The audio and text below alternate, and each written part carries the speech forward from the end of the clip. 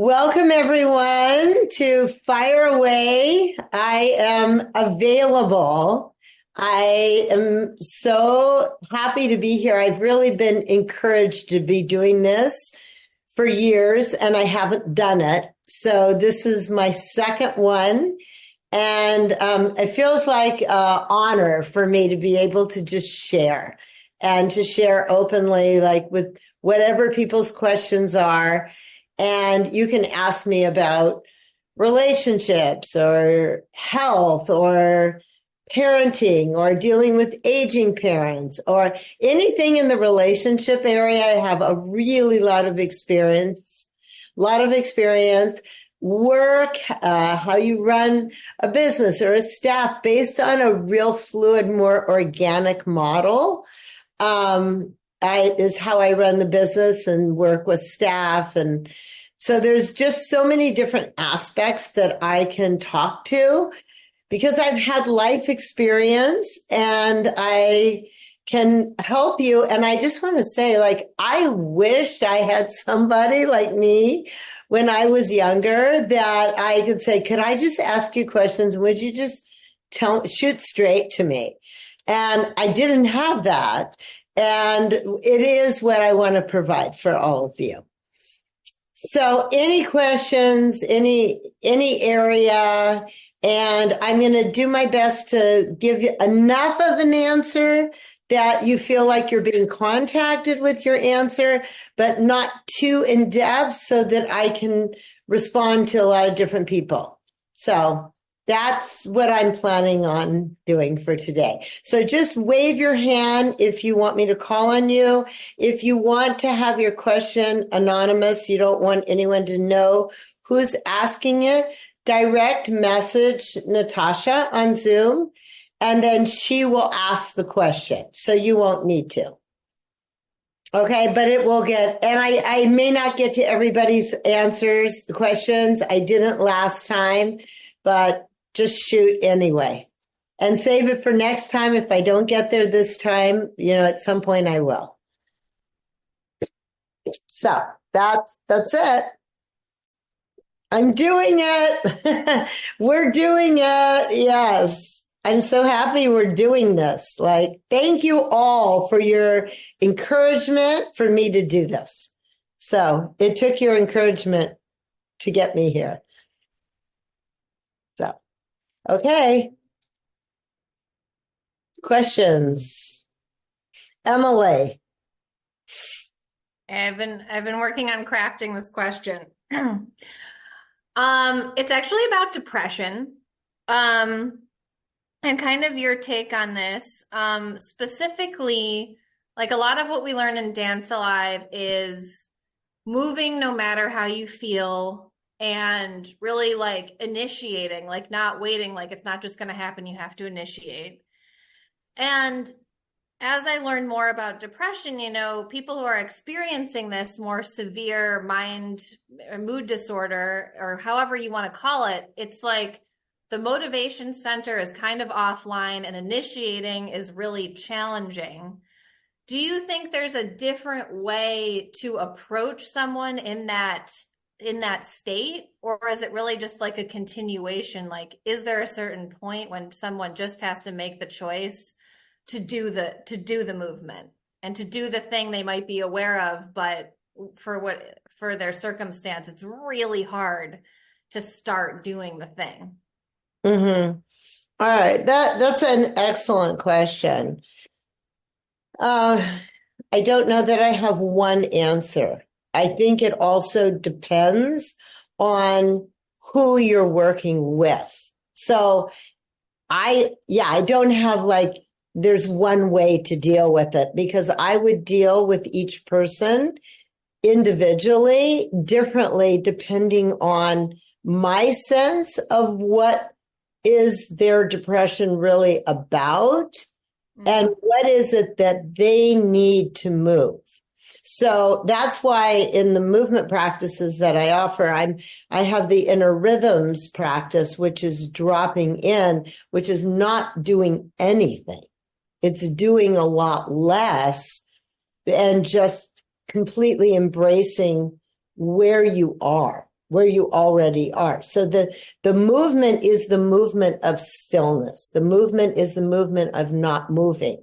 So somebody who's depressed actually needs that container held for them to just be where they are on one side. And then the other practice I have, which is ride the wave, which is the dynamic movement practice, moving you into, gentle to active to a lot more initiation movement, is the other side. And so the truth is, anyone who's depressed needs both. They actually need both, but to determine which person needs what, when, and how long you linger in each one really depends on the individual.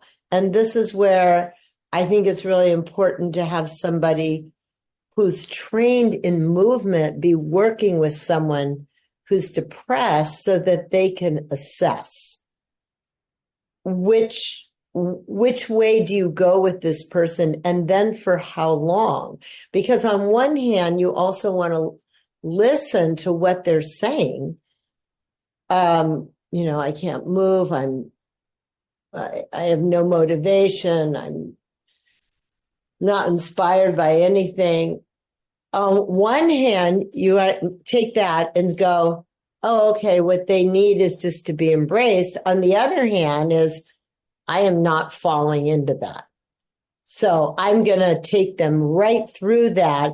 And I understand that's their experience, but I know that they need initiation. So I'm going to activate their initiation and basically not go into their depression, but go into where they have vitality and start initiating vitality from that point. And so it depends on how you assess that person. That's it in a nutshell. Awesome. And there's one more piece to it, and that is the relationship. Because the relationship, whether it's a friend or a family member or a practitioner who's in relationship with that person, is embodying the direction that you actually want to bring them in. So if you're sympathetic and you fall into where they're leading you, you can't actually assess which direction to lead them in.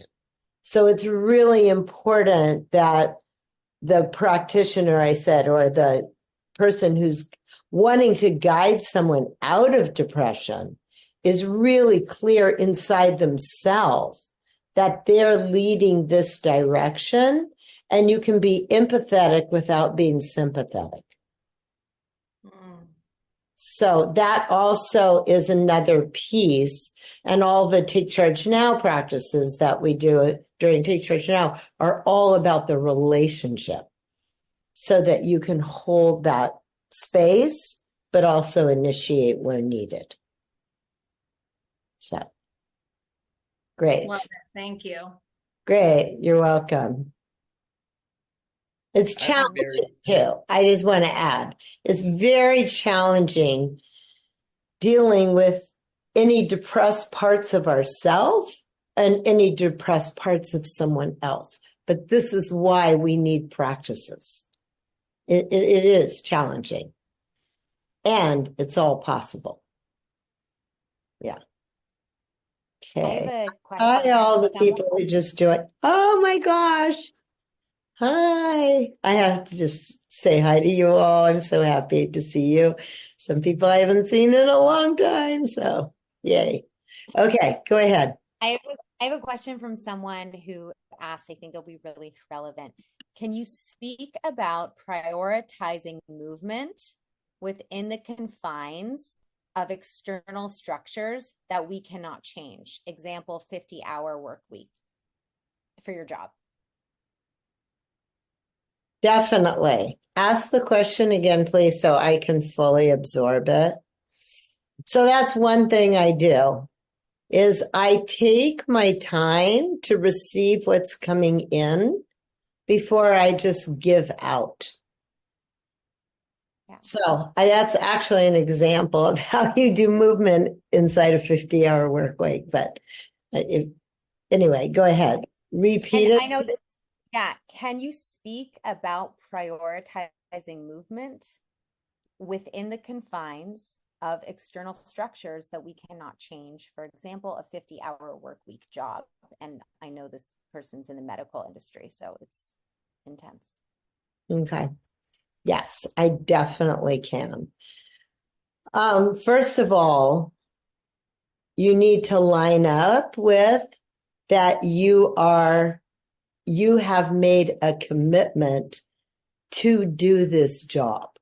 So wherever you're not in alignment with your commitment to do the job, you're going to be in conflict with yourself, and that is going to drain your energy. So this comes back to the power of choice.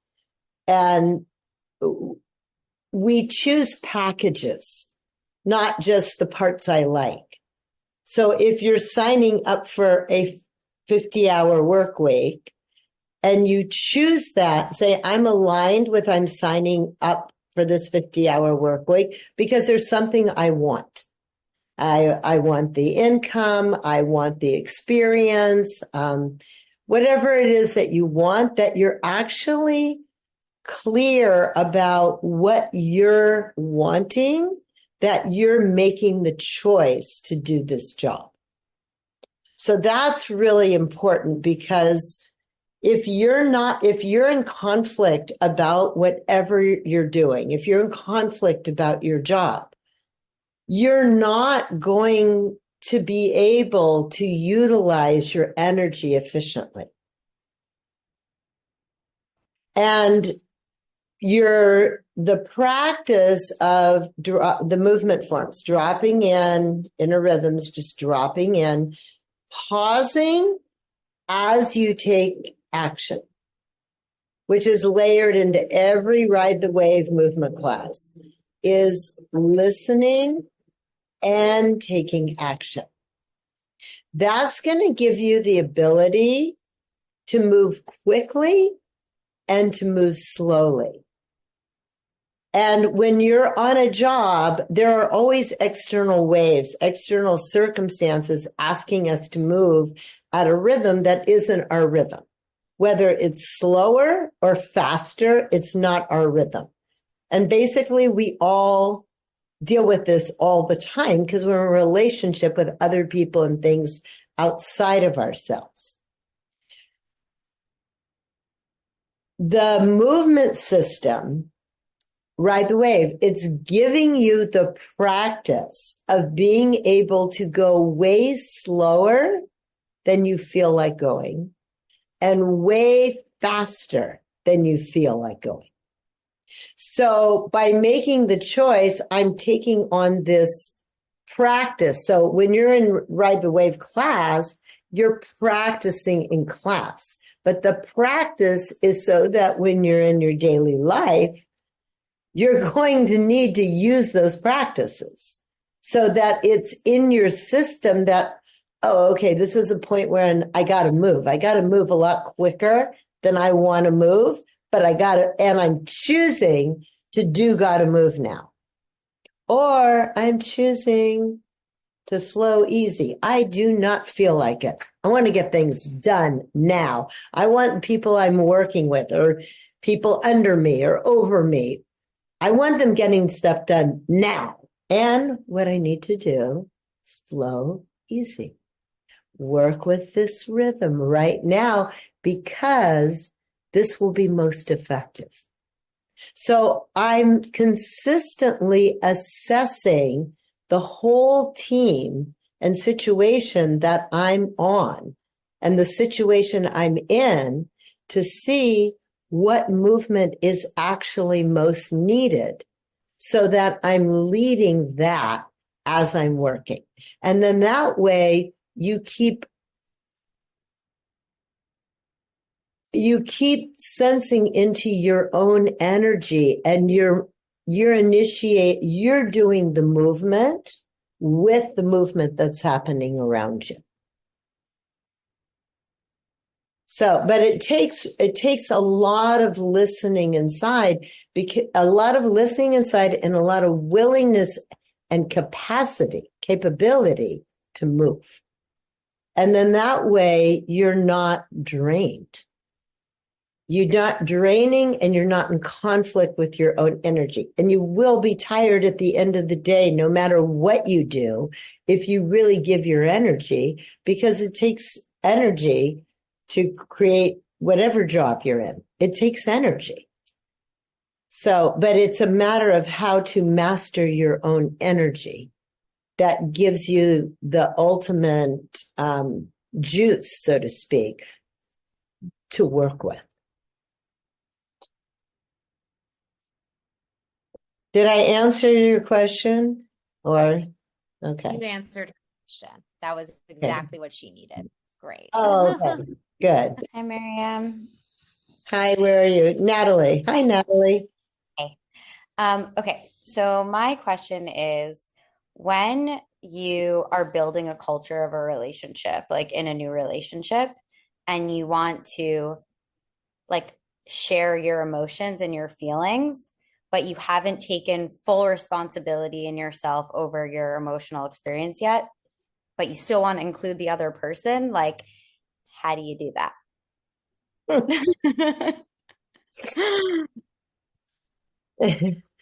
Well, welcome to creating a culture. First of all, it's important to be able to share your feelings. More than that is, what are your feelings giving you a signal for? Like, your feelings are telling you something, and there's something that you're wanting. So you're either wanting to make a request, or there's something it sounds like you're asking for, that you want. So your feelings are giving you that information. So that it's also important. Are you just communicating your feelings just to express your feelings? Or are you actually expressing what it is that you're really wanting and delivering it in a way that gives him or her free choice to give it or not give it? And if you're not fully responsible for your feelings, then I don't see any way for it to work. Because you need to, it's kind of like number one is, yes, you are responsible for your feelings. Now, what you want to do with that is your next step, which is including the other person based on, this is something that I'm asking for. So it's something that you will or won't do. But you've got to give freedom of choice, because if you don't give freedom of choice, then you're going to try to hook them in some kind of way where you're basically playing games and manipulating or controlling. And you're not just, hey, let's see where we're lined up and where we're not. And if there's something that I want that really doesn't work for you to give, well, let me find out. Now, also in a relationship, when you ask for something, you'll find out where somebody will or won't want to give, but maybe not right away. So you also have to look at the timing of it. So there's a timing aspect to it too, which is, I'm asking, but when, or is the time now? Am I too soon or too late? Or what is the timing? And that's a whole nother aspect of building a culture in the relationship. And I definitely advocate building an honest culture. But that doesn't mean you're going to get what you want all the time. It means that you find out where you're aligned, where you're not, and what you can live with and what you can't. I could go into this a lot more, but that's the basics. You got to be really honest. You've got to be honest with yourself. So if you're honest with yourself, there are no feelings that aren't valid. All your feelings are valid.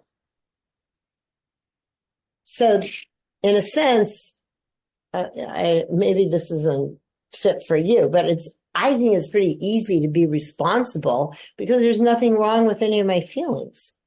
The question is what I want to do with them. Yeah. And inclusive of the other person is, hey, we're a team together. So you've got to include yourself and the other person, and then you'll find out what works best for the whole. And you definitely can create a culture where you are honest with yourself and each other about what you really can live with and can't live with. Thanks. That was really helpful. Great. Okay. Great. Thank you. I love feedback. Yes. I appreciate your thumbs up. Yes. That was amazing. I loved that. And I also had a question. Yeah. I am wondering, you started and have run Dance Alive for so long, and it's an amazing, been an amazing experience for me. And I'm curious, how do you structure the organization as the boss with having people that work at Dance Alive? As someone who has a job interview, I'm wondering, how can I build a relationship with a future boss that is loving and cordial and friendly and warm, but also respectful of the power dynamic? And I would love to understand the internal structure of how that works in Dance Alive so I can think about it for my next job opportunity. Okay. Great. So there are a few questions in that one question. Yeah. So there's the question of how I structure things, and then there's you're going for a job interview. Yes. So let me start with the job interview. Okay. First of all, yeah, it's important to find out is it a him or her? It's a her. Her. Okay. It's important to find out what her structures are, written and unwritten. The way that she operates, and it's not necessarily what she's going to tell you. You really need to use your sensors to pick up on it. And so there are questions you're going to want to ask to find out, what environment am I stepping into? Yes, I want the job, but along with the job, I'm signing up for the culture. I'm signing up for the way she operates. And I can tell you as an employer, yeah, I've been doing this for 50 years, over 50 years. There's no way I can tell people how I operate. Even if I'm better at it now. But I operate the way I operate, and until you're actually working with me, you don't know how I operate because I don't even know how to tell you that. Use certain basics, but there's a lot you find out as you go. And so what I'm saying is she can't set you up to a certain degree. She'll set you up, and to a certain degree, she can't set you up. And I just want to say, not only does this apply for a job, this applies in any relationship. You're going out on a date or starting a new relationship. You can't set people up for what you're really like, and how you move and how you operate. And they can't set you up because you've never done it before, and you've never done it with that person before. So it's a moving balance board that you're always on with anybody. So I would say pay attention to that. And also you present in your job interview what you know about yourself, where you're flexible or where you're not flexible, where you're you have some really clear boundaries or whatever it is. And I'm not saying to say it like, well, these are my boundaries. It's more kind of a fluid conversation, but that you expose also how you operate, because that way you're going to get in the right kind of job. Mm-hmm. Because you're not just trying to fit in. You also want to make sure that she can hold the way you operate. And then you have to work it out as you go along. So that's my initial response to that question. And then in terms of me with staff, I tend to have you leaving? You want to answer? No, Beverly? Kai was saying hi. I was saying hi. Who? Kai was waving with Tiara. Oh, hi. Hi. Beverly was waving to you. Everyone else is too. Okay. In terms of, in terms of how I operate different with everybody, and I operate the same in terms of one, I'm really committed to the people who work for me. And I want to do whatever I can to support them in doing their job well. And it's really different how I work with everybody because I work with them as a person. And I also suss out where people are. So, if somebody's like, I don't know if I want to be here, I'm questioning whether I want to be here, I bring that out in the open right away. I feel all that. So for me, probably the most important thing is that people are committed to their job. And if they're not, let's see what that's about and kind of get in or out. Because if we're in, we can create together. If there's wobbliness, I can't work with wobbliness. I don't work with wobbliness well. It's fine for me if someone needs to leave, that they leave. But to be unsure like that, I can't just run things. I need to have 2 feet in or 2 feet out. So that's kind of in a nutshell.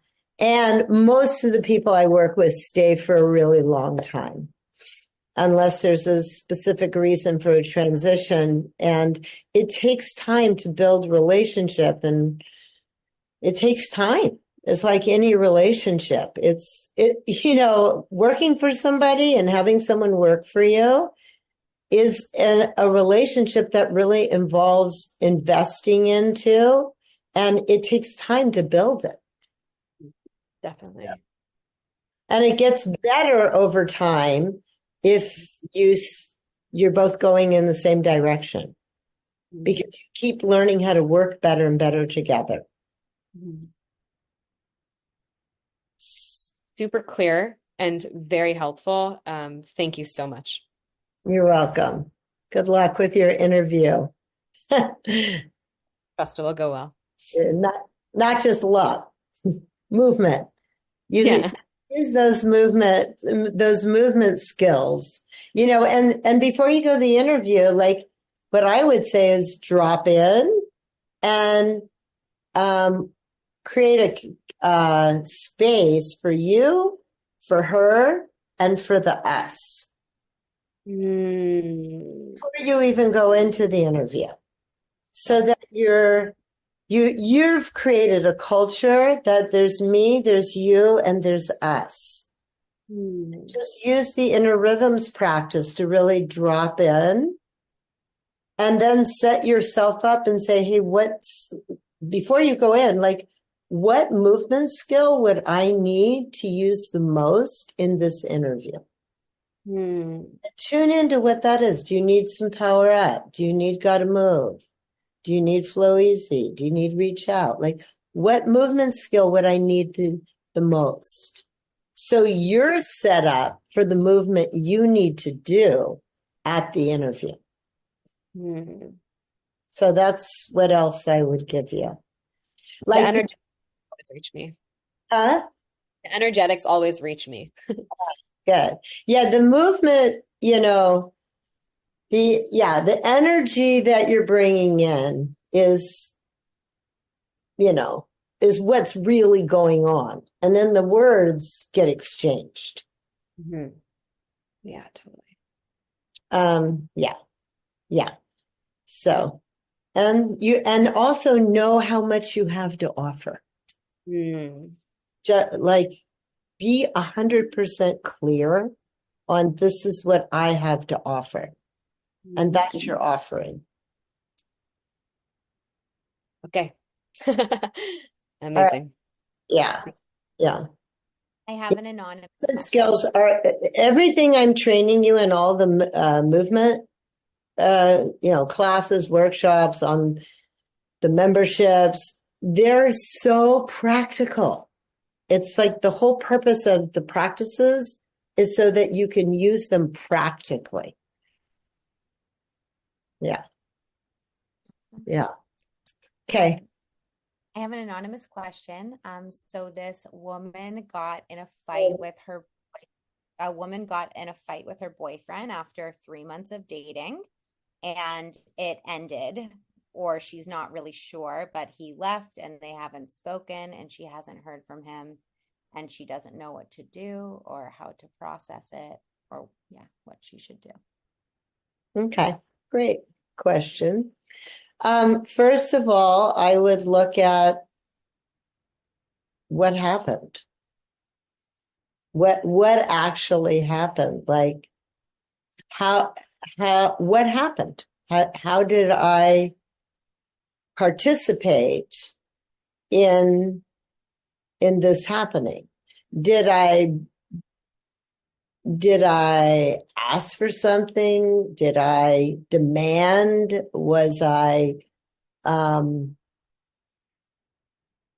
Did I hold my energy back? Like, how did I participate in the fight? So a fight can only happen if there are two people. So what was my part in the participation of this fight? And, what have I learned from this? How can I approach the same situation differently? What did I do that didn't work?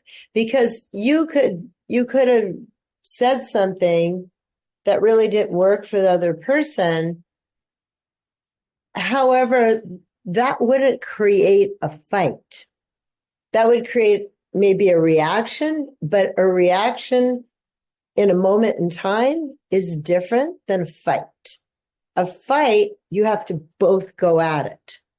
If I say something to you and it creates a reaction and I'm holding space for your reaction, I'm not going to fight with your reaction.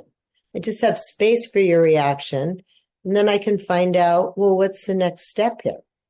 What is it? Where do we line up? Where do we don't? Let's find out where we are. But I'm not part of the fight and I'm not running away from any confrontation. I'm right here with you. So that's what I would say. And if they're not responding, first of all, I would do my own work on myself by doing what I just said, and then see what is it that I want to share or communicate. There may be something like, hey, I realize that blah blah blah, I did this and I see that this happened, or what do you want to give? What do you want to offer in that moment? What's there now? There's another step to be taken. Maybe it's just to wait and just do your own work and just have space. Maybe it's to initiate, but you won't know until you do your own work. And I always say, do your own work first, and then you'll be ready to see what the next step is. But you can't see what the next step is if you don't first do your own work and you're still in blame or if you're still in a fight. If you're not in the fight, then you can move forward together. I can ask a question.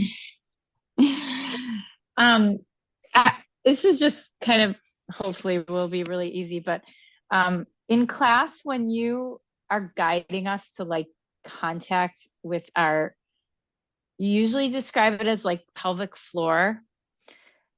Like, can you just give a little more color on like what you're imagining when you say that? Like, because I think of that as like a muscle, and I just wanted to know, like, when you're guiding us to like connect there, what are sort of, can you just like explain a little more what that experience might entail?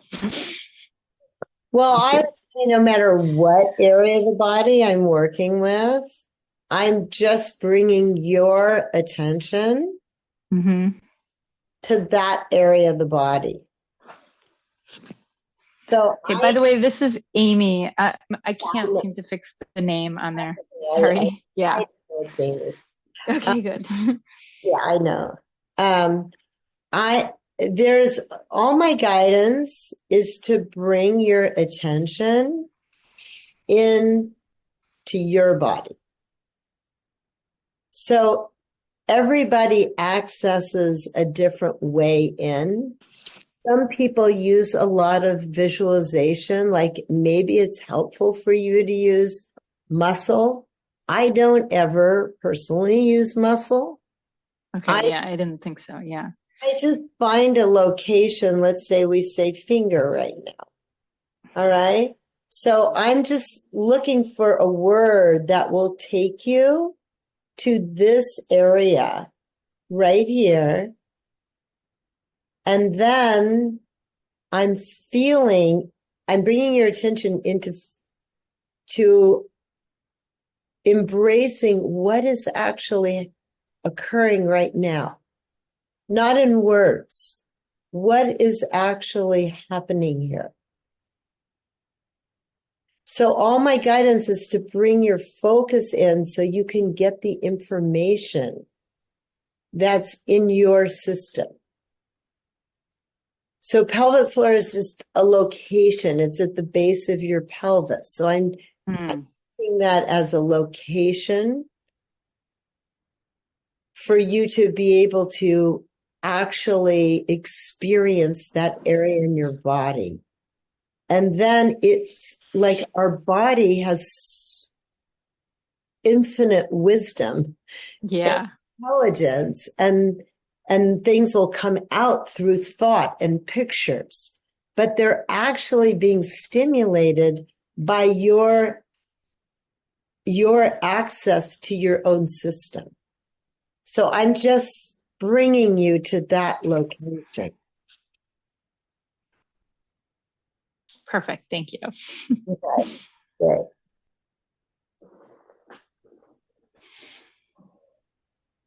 Mariane, in the beginning of the call, someone asked about depression, and I'd be curious to hear a little bit from you about accessing your system in terms of anxiety, which is like kind of related sometimes to depression.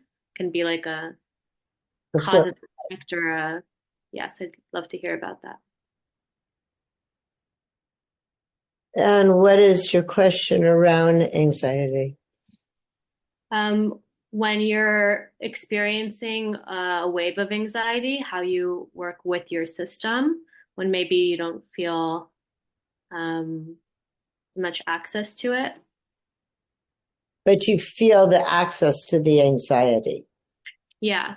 Like you're able to observe, like a common thing that I'll see is I'm able to observe that I'm going through the anxiety, and then building like the next level of containment and working with it and still doing your life. Okay, great. So there's a lot in there. One is there's, like you said, that you're aware that you have the feeling of the anxiety. So there's what you're conscious of that's triggering the anxiety. And then there's what you're not conscious of that's triggering the anxiety. So the first question I would ask is, what am I aware of that's triggering the anxiety? There's something that's triggering it. And that begins a whole unraveling of a whole lot of belief systems and thought processes and conditioning, and that actually needs to be revamped, so to speak, to be in what is actually the truth of what's happening.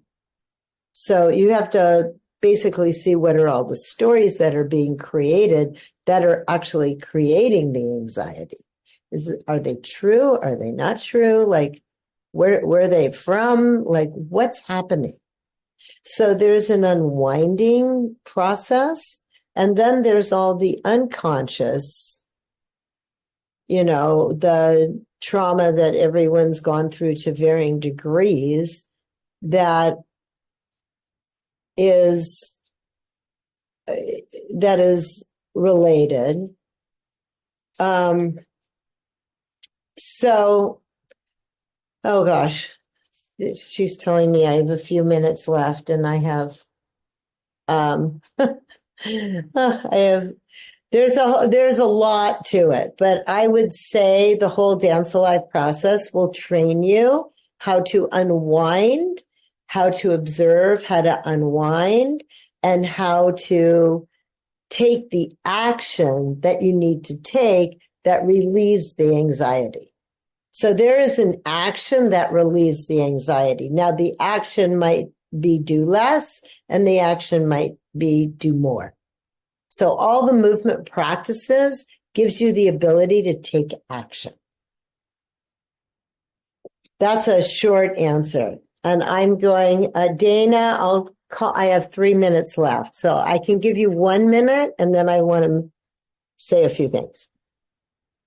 I was actually just going to respond to Maya with something that worked for me last night, if there's space for that. Yes, go ahead. 1 minute. Sure. I put it in the thread, but last night I worked with sensation tracking, which is just the practice of like naming the sensations in my body, whatever's I'm feeling the most.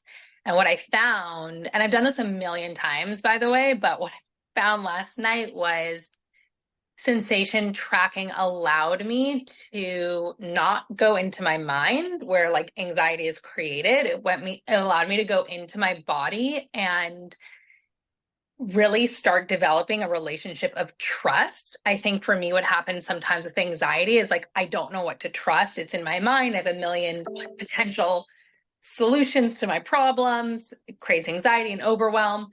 But when I go into my body and I'm just tracking sensation, I start creating the ability to trust that, which creates safety, which starts unwinding the anxiety. So as like an action step, and I did that in like 5 minutes last night, like, because I know you mentioned like doing your life. I found that to be a really helpful practice and really helpful to have a container too. I did it in a session with a coach. So, calling someone on the phone too and just being like, can you hold space while I do this? Yeah. If you need that additional containment, can be helpful too. Yeah. And this is why we have coaches, so that they can take you through this. Yeah. Yeah.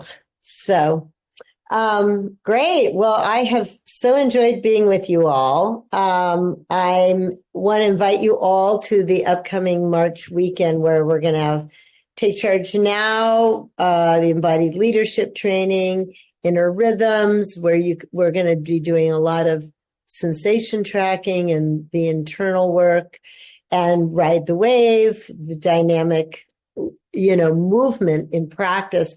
I am live in person. This is the only live events I'm doing now are the weekends. So I love it to have you all. And what you can, if you can't do it in person, we do have online to a degree. We'll have it to a degree. And, it really makes a difference if you can get the weekends, because that is the repetitive practice where I'm there holding the container. I, Christy, Kai, and Tiara are leading the parts we're all leading, but we're holding the container so you can go a lot deeper when a container is held for you, because you're not having to hold it for yourself. And then, when you practice and you all have, I do these inner rhythms. I did inner rhythms practice for an hour and a half this morning. I do the practices and I literally listen to the setup that I gave. And I'm like, oh, that was so great to hear. Like, I'm not beyond doing the practices. I do, and I know all of you, do it to different degrees. But the classes on the memberships, there's like brilliance. There's gold. The more you practice, the more it becomes automated in your system to move, to really just do movement in your daily life. But there's nothing replaces the practices, and nothing replaces, I see, doing the workshops where you get the container held for you and the practice of being in community. So it's very potent and it works, but it takes a lot of practice. And the bigger your life gets, the more you need the movement skill. The every stage in life I'm at, I'm like, thank God I've had the movement skills I had. And boy, do I need them now more than ever. So I just keep practicing. I'm a student of my own work, and I, encourage you, it works. It works. It's the movement that works. So I love being with you all. I would love to get feedback on the call. So I have feedback. Please give me all kinds. I positive, negative. I don't care what you like, what you didn't like. It's really good for me to know because I'm creating this. Don't hesitate telling me anything. And I absolutely love being with you all. Hi, Dee Dee. Haven't seen you for years. Good to see you. I was just typing that. Oh, so wonderful. So thank you all for being here. And and I will read all your feedback. And I just love you all so much. And I hold you, whether I'm with you or whether you're with me in person or you're with me. I always hold all my students forever. I never let you go.